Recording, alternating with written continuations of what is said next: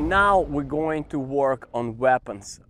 That's the key in ending the point early. Every player has a different weapon. In my opinion, that's old school.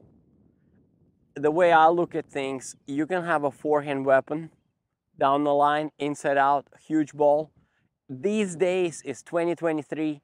You need to have a forehand weapon, backhand weapon, and the serve that gets you 3 points, because you need to be holding serve every single time. In my opinion, you should have all three. In Francis's case, we did all three: backhand line, forehand inside out, and serve. In this particular kid, his name is Brandon, he has all of the above just as well, and we're going to show it to you. If the player is naturally a grinder and the coach is trying to get him to finish points sooner and working on developing weapons, but the player just keeps on spinning and pushing and has a habit of being a pusher or grinder, you gotta learn to break that habit. The way you get it done is this. What you want to do is you want to play points. When you play points, the player has to finish the point in 3 to 4 shots. Point begins. If the player does not finish the point in 3 or 4 shots, say hits a winner or the other guy misses, the player loses the point. The player needs to win the game. Another person on the other side is running, making balls, hitting a lot of balls cross court. The other player has to finish the point. Get it done. Finish the point.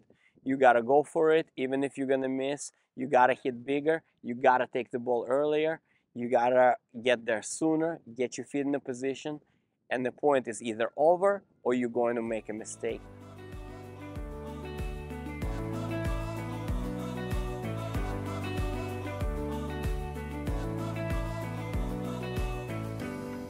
Been working for about 5 years, so we're hitting a lot of forehands. Brendan is 15. He's working on hitting outside of the ball. He's got early preparation. His elbow is away from the body. He has a lot of racket speed. So these balls are right here. These are neutral balls. He's hitting neutral balls. He's got nice long finishes. He's punching the ball with his elbow. He's working on opening up the court. He's hitting the ball quick. So angles first, then weapons. How long it will take you? It takes a long time to develop it. But as soon as you get it done, you're going to be pulling the player, your opponent, off the court all day, every day. Once you see a tennis ball that will go above the net level, that's when you pull the trigger and you hit winners. Until then, if the ball is below the net level, then you gotta grind it out like Rafa Nadal does, and you do it all day, as long as it takes, until you really find the ball that you can pull the trigger on again. He's hitting bigger there. He's really punching the guy with the elbow. So now we're gonna focus also on that and on some weight transfer forward into the court. See, these balls are higher than the net level. In order to develop a forehand weapon like this, most important is your hip rotation. How fast? It's like a belt. You have a belt and you have holes in the belt. How fast the holes in the belt travel from this position to this position. So you use that, and that travels quick. Then you have your elbow, and hip at the same time, and on top of it you have a lot of racket speed. So when you're swinging, you need to hear zip. So racket speed is huge, hip is second, and number 3 is elbow. Let's add legs to it and the weight transfer. Elbow, hip, zip, top 3, weight transfer, and legs. Ball is rising, Brandon is recovering, and then he's on the run. He's trying to hit the ball flat. That's the weapon, because the point is over. So this particular drill that we just shot is forehand on the run. Brandon is getting his feet in the position. He's running as fast as he can. He's making sure the feet are in the position, so that way he can hit the ball down the line, so it's not risky. High percentage tennis is cross court. He's trying to pull the trigger down the line. He's getting there so the ball is above the net level and the ball doesn't drop below the net level, so that way he can hit it flat, use his hips, legs, and the weight transfer forward. And the goal is to hit the ball deep, and it's okay to miss deep, because, oh, that's not coming back. So you combine the angles, and then finally you end that ball. Like the last couple balls are really good. That's another good ball. And then you got to push yourself to get there. Couple more, last 2. Get the feet in the position So you can use your weapon, feet in a position, and then you pull the trigger like that. Francis can hit 3 or 4 balls cross court, usually to get acclimated, and then the goal is to end it. But it started with this. The ball needs to come up above the net level, and the ball sits up, and then you're pulling the trigger. My wrist is above the elbow, and this is my small C in the follow through. I did this with Francis for about 5 years. He started to travel more. His forehand changed. His forehand changed to where the elbow would get higher than the wrist. So that creates a bigger unwind and a bigger loop that generates even more power and spin.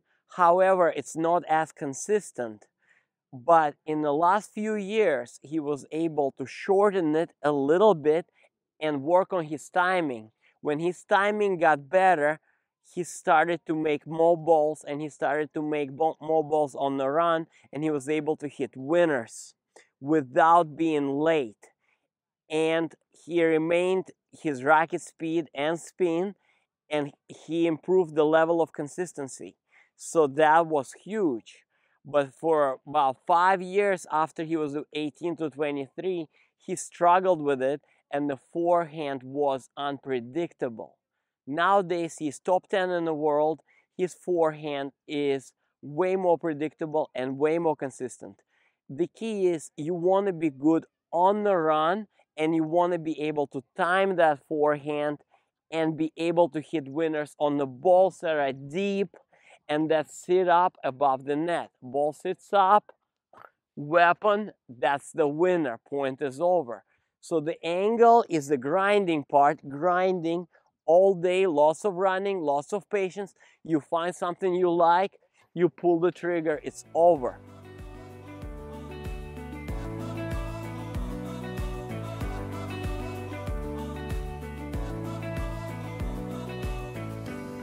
So the next weapon we're going to show is a backhand down the line weapon.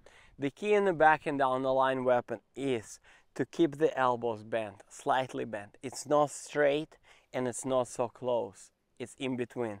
It's neutral and comfortable, so you can create a punch. You're not using your wrist, very little wrist. Mainly elbow action and hip action. Elbow, hips. Elbows, hips, and then back leg is gonna come through. That's the weight transfer. So elbows, hips, knees are slightly bent, weight transfer forward into the court. As the ball is higher than the net level, the key is to hit the ball flat and straight. Important part of this is to pretend this is the table. You're gonna clean the table. You're gonna sweep the table with your racket, with your strings. Boom. That's the weapon down the line. Weight transfer is in. He's hitting the ball deep. Ball is rising above the net level. That ball is not coming back. That ball is not coming back. Brandon is transferring the weight in. His hips are working good. He just needs to get there with his feet so the ball stays above the net level. The ball is staying up there. He's getting in the positions. This is patience right here. I'll show you guys the difference. This is patience. We're gonna do one more patience and discipline where Brandon is working to stay there all day. And then now this is the time to pull the trigger. Called, yes, because he's got more opportunity here. He's got opportunity to end the point. He's got opportunity to finish the point. We got about 3 more good ones in him at least. That's it, because the height is the difference. The height of the ball is above the net level, so he can sweep that table. And then one more good one to sweep that table. Good. No mistakes in the net.